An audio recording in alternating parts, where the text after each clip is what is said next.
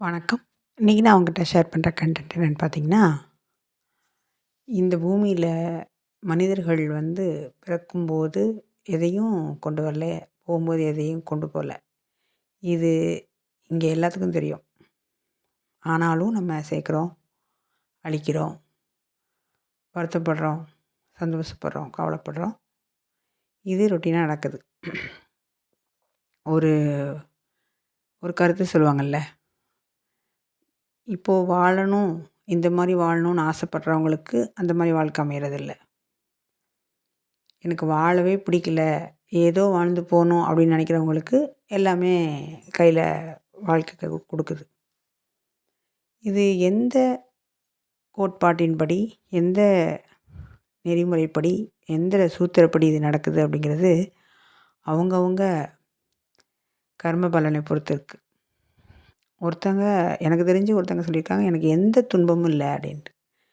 நான் சில மனிதர்களை சந்திக்கும்போது அவங்ககிட்ட கேட்டிருக்கேன், ரைட் நவ் இப்போ உங்ககிட்ட ஏதாவது பிரச்சனை இருக்கா அப்படின்னு கேட்டால், ஒரு துன்பம் இருக்குன்னா எதை சொல்வீங்கன்னு கேட்டால், அவர் பையன் ஏதோ சிஇஓ இருக்காங்க, ஒய்ஃப் ஒரு சயின்டிஸ்டாக இருக்காங்க, ஒரு பொண்ணு ஒரு கவர்மெண்ட் ஆஃபீஸராக இருக்கார், இவர் ஒரு ஸ்கூல் டீச்சராக இருக்கார்.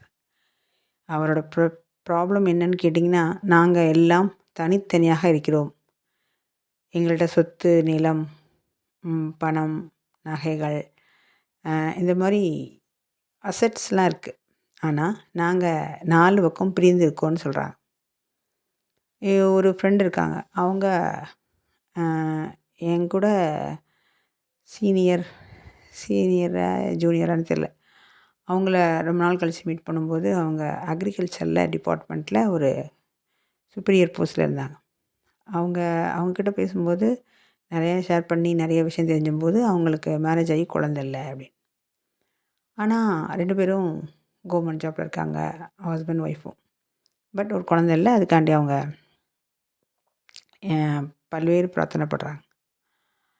ஸோ அப்போது ஒருத்தங்களுக்கு ஒன்று கொடுக்கப்படுது அப்படின்னா, அது எதன் அடிப்படையில் கொடுக்கப்படுது, ஒருத்தங்களுக்கு கொடுக்கப்படவில்லை என்றால் எதன் அடிப்படையில் கொடுக்கப்படலை அப்படிங்கிறத நாம் புரிஞ்சுக்கிட்டோம் அப்படின்னா ஏங்க மாட்டோம் தானே, எதிர்பார்க்க மாட்டோம் தானே.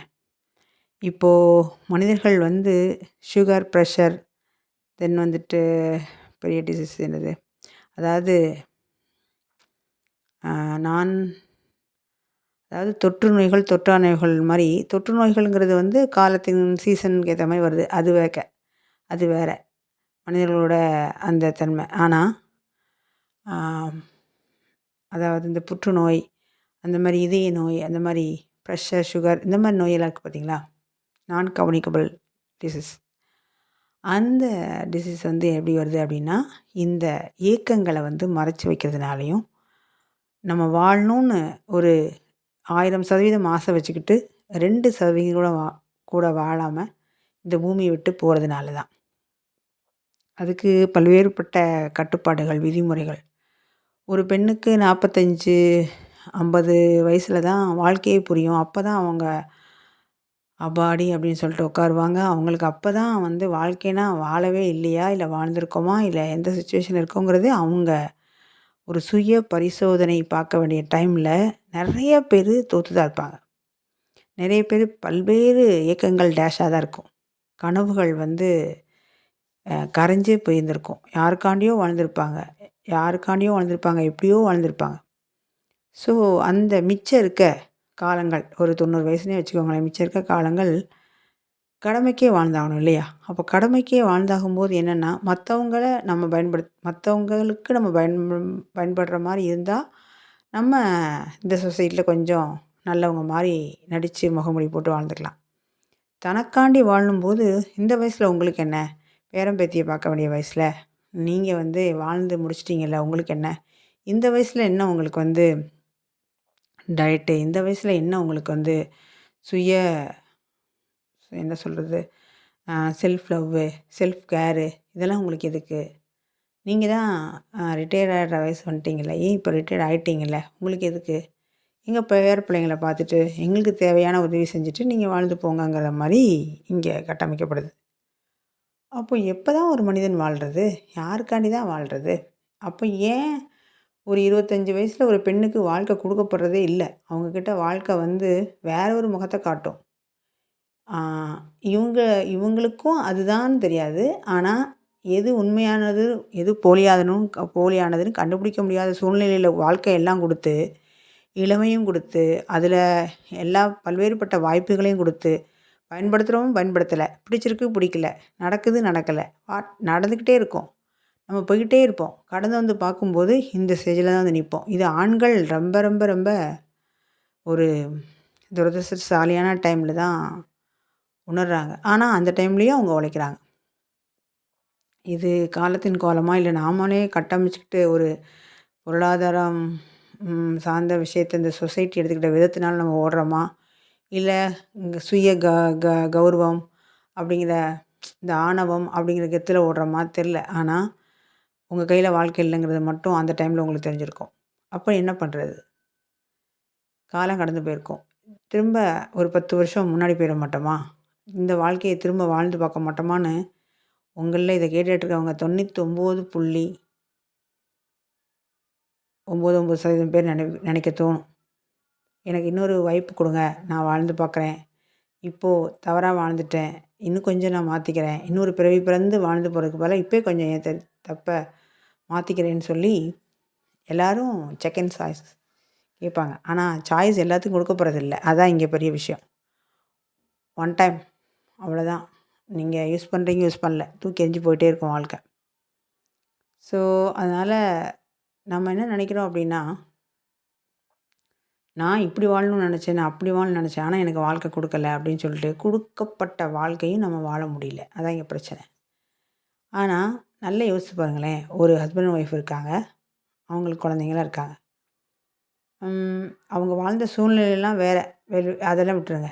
ஆனா, 2 பேரும் வாழ்ந்து போம்போது, அந்த பெண் அவங்கலாம் வாழ்ந்து அந்த சொசைட்டில இது வந்து ஒருத்தங்கள ப்ரொடெக்ட் பண்ணி சொல்லவே முடியாது. ஒருத்தங்களுக்கு இன்பமா இருக்கிறது, வேலைக்கு போற விஷயம், ஒருத்தங்களுக்கு வீட்ல இருந்தா பிடிக்கும். ஒருத்தங்களுக்கு வீட்ல இருக்கவங்களுக்கு வேலைக்கு போகணும்னு பிடிக்கும். குழந்தைய பார்த்துக்கிறதுக்கு கொஞ்சம் பேருக்கு பிடிக்கும். குழந்தைய பார்க்குறதுக்கு சில பேத்துக்கு பிடிக்காது. இந்த மாரி பல்வேறுபட்ட மனிதர்கள் இருக்காங்க. அதனால தான் நம்ம ஒரு கருத்து சொல்றதுக்கு பொதுவா பேசிட்டு போயிடுறாங்க. ஆனா, இங்க மனம் ஏங்குறதெல்லாம் எனக்கு ஆறுதல் சொல்லுங்க. எனக்கு பேசுங்க. எனக்கு சொல்லுங்க. எனக்கு வாழ்க்கை எப்படி இருக்கு? எனக்கு ஆறுதல் சொல்லுங்க. அப்படிதான் எல்லாரும் கேட்குறாங்க. நான் இப்படி இருக்கேன். எனக்கு சொல்லுங்க. என் கணவர் இவ்வாறு செய்றாரு. இதில இன்னொரு விஷயம் ஆ என்னன்னு கேட்டிங்கன்னா, ஒரு கணவன் வந்து எந்த மாரி வாழணும்னு கணவனுக்கு தெரியல. அந்த பெண்ணு மனைவியா எப்படி வாழணுங்கிறதே தெரியல. அப்புறம் எப்படி இந்த சொசைட்டில சாட்டிஸ்ஃபைடா வாழ்ந்து போவாங்க? ஹாப்பியஸ்ட்டா வாழ்ந்து போவாங்க சொல்லுங்க? எனக்கு தெரிஞ்ச வரைக்கும் எல்லாரும் என்ன பண்றாங்க அப்படின்னா, ஆசைகள வந்து ஏக்கங்கள மனசுல வச்சுட்டு இருக்கிறதுனால, அது நோயா மாறுது. கேன்சர் நோய்க்கு வர்றதுக்கும் இதான் காரணம். ஒரு பெண் வந்து போராடி, போராடி தோத்து, தோத்து கடைசியில போய் அவங்க உள்ளுக்குள்ள அழுத்தி வச்சு, அது காதலா இருக்கட்டும், ஏக்கமா இருக்கட்டும், காமமா இருக்கட்டும், ஆறுதலா இருக்கட்டும், பாசமா இருக்கட்டும், ஏதோ ஒண்ணு. அதுக்கு ஏங்கி கடைசி வரைக்கும் போராடி கிடைக்கவே இல்ல. அவங்க எல்லா வழியிலயும் ட்ரை பண்ணிட்டாங்க. தோத்து போயிட்டாங்கன்னா, கேன்சர், சுகர், பிரஷர் நான் இந்த மாரி எக்ஸாம்பிள்ஸ் தான் சொல்றேன். வருது. அப்போ இங்க இவ்வளோ நோய் வந்ததுக்கு காரணம், உங்க உணவு முறை மட்டும் தான் காரணமா? இல்ல. மனம் தான் காரணம். இங்க மனத்த வந்து இதுக்கு என்ன விஷயம் அப்படின்னு கேட்டிங்கன்னா, இந்த ஃபோன பார்த்தீங்கன்னா, 90 வயசுல எப்படி ஒரு கணவன் மனைவி ஹேப்பியா இருக்கணும்னு போடுறாங்க. 25 வயசுல ஹேப்பியா இருக்கணும்னு போடுறாங்க. 15 வயசுல ஹேப்பியா இருக்கணும் எப்படி போடுறாங்க.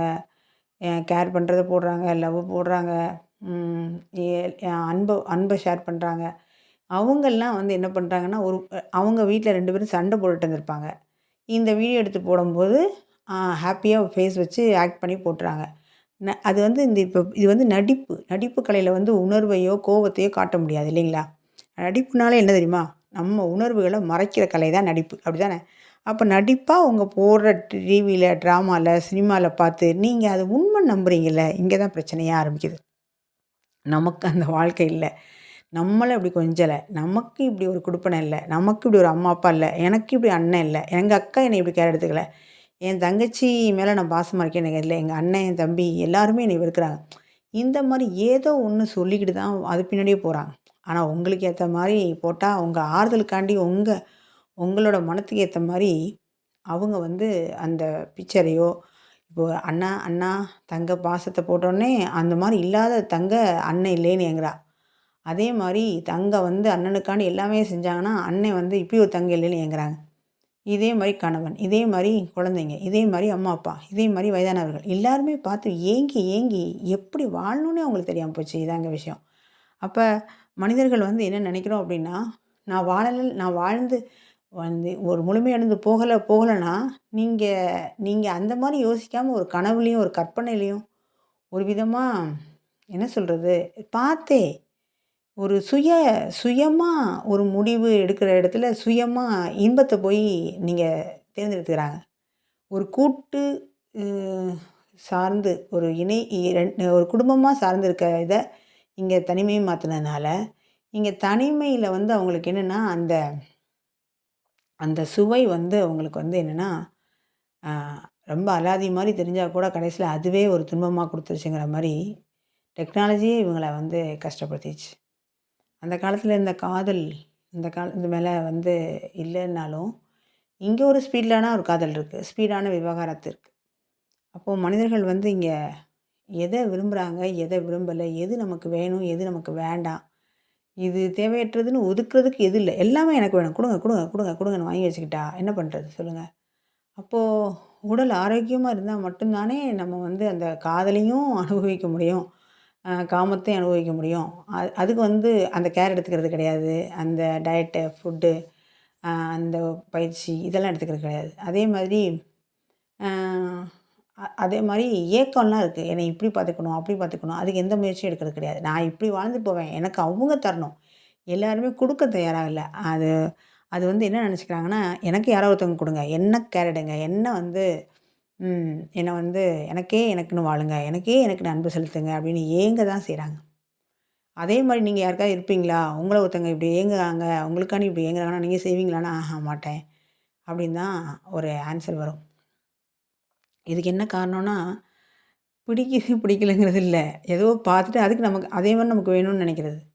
இப்போ ரீல்ஸ் எல்லாம் பார்க்குறீங்க, சீரியல் பார்க்குறீங்க, ஃபிலிம் பார்க்குறீங்க, வெப் சீரிஸ் பார்க்குறீங்க. அதுலலாம் பார்த்தீங்கன்னா, அவங்க போடுற ட்ரெஸ், அவங்க போடுற மேக்கப், அவங்க போடுற கேர், அந்த அந்த அந்த அணைப்பு, அந்த அந்த என்ன சொல்றது? அந்த நெருக்கம் இதெல்லாம் வந்து உங்கள இதயத்த டச் பண்ற மாரி காமிச்சுட்டு டக்குனு வெளிய போயிரணும், அந்த டைம்க்குள்ள. ஒரு காதல் வந்து, ஒரு கல்யாணம் ஆகி, அவங்க முதிர்ந்து, அவங்களுக்கு பேர குழந்தைங்க வந்து, அவங்க பெருசாகி வர வரைக்கும் 3 மணி நேரத்தில, 1 1/2 மணி நேரத்தில, 1 மணி நேரத்தில, 1/2 மணி நேரத்தில எடுக்கணும்னா, ரொம்ப ஷார்ட்டா, ஸ்வீட்டா எடுத்துட்டு போயிருவாங்க. அத பார்த்துட்டு, நீங்க லைஃப் லாங்கா கிடைக்க வேண்டிய விஷயத்த, ஒரே ஒரு நாளுக்குள்ள மாற்றம் வந்துரணும்னு நீங்க வீட்ல ஹஸ்பண்ட் அண்ட் ஒய்ஃப் சண்டை போடுறோம் பார்த்தீங்களா? இங்க தான் பிரச்சனை. ஒரு குழந்தை மாறணும்னு எந்த கேர் எடுத்துக்க மாட்டேங்கிறோம். அவங்களுக்கு இந்த மாரி செய்யக்கூடாதுன்னு சொல்ற நம்ம, அவங்களுக்கு எந்த மாரி செய்யணுங்கிறத அட்வைஸ் பண்றதில்ல. எதெல்லாம் தப்புன்னு சொல்ற நம்ம, இதெல்லாம் இதெல்லாம் தவறு பண்ணினா, இந்த விளைவு வரும்னு சொல்லி தர்றதில்ல. இப்ப எனக்கு தெரிஞ்ச ஒரு ஒரு ஃப்ரெண்டு ஸ்கூல்ல ஒர்க் பண்றாங்க.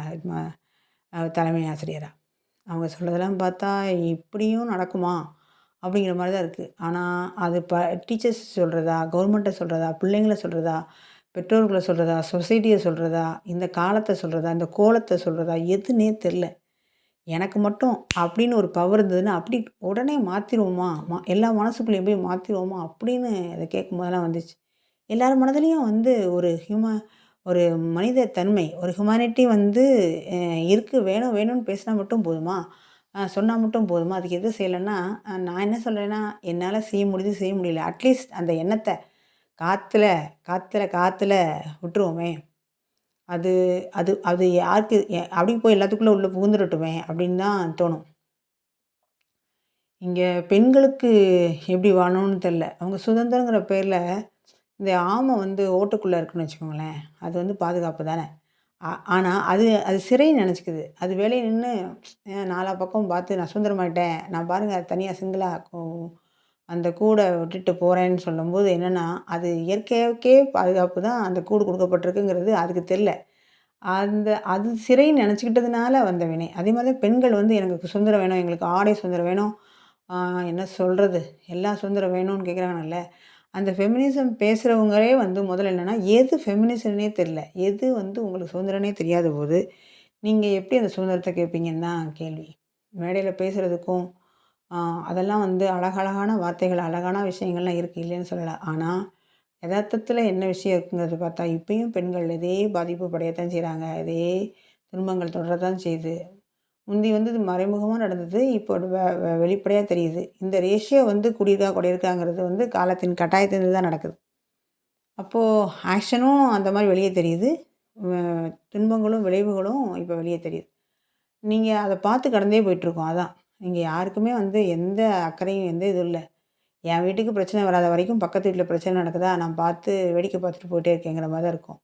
அவங்கவங்க வீட்டுக்கு வந்தா தான், யார் வீட்லயோ கூரை பிடிச்சு தீ எரிஞ்சா, "ஐயோ! அங்க தீ எரியுது" அப்படியாமே நம்ம வீட்ல எரியும்போது மட்டும் தான், "ஐயோ! ஐயோ!" அப்படின்னு நம்ம வந்துக்கிறோம். அப்ப செய்தியாவோ, ஒ ஒரு விஷயத்த பார்க்குறோம், ஒரு துன்பத்த. அதே விஷயம் உங்க வீட்ல நடந்தா, அது உணர்வா பார்க்குறீங்கல்ல, அதே மாரி அந்த உணர்வு நிலை, அந்த கான்ஷியஸ் நிலை, அந்த விழிப்புணர்வு நிலை, அந்த எல்லாத்துக்கும் வரணும்னு தான் இந்த பிரபஞ்சம் வந்து ஆசைப்படுது, ஆசைப்படணும்.